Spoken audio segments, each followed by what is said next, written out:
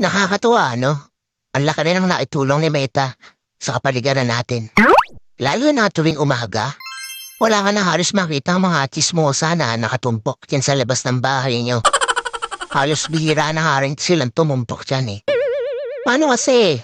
Mas gugustuhin pa nila na mag-isip ng content para sa reels nila maghapon. Oo, ayaw na nila makipagchismisan o makitumpok dyan sa labas ng bahay niyo.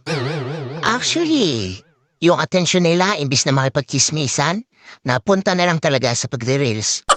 At ito pa ha, imagine ninyo.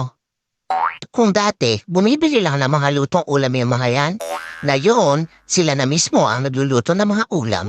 At, kahit pritong itlog, inire-reels pa. Ganon kahusay si Meta. At ito ang pinakamalupit.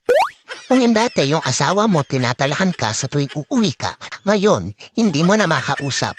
Kasi, busy na sa pagla-live o hindi kaya busy sa pananood ng live. At ang mas matindi, hanggang madaling araw, nakikipag-engage na lang siya dahil wala na siyang pakialam sa iyo. Ang husay ni Meta, no?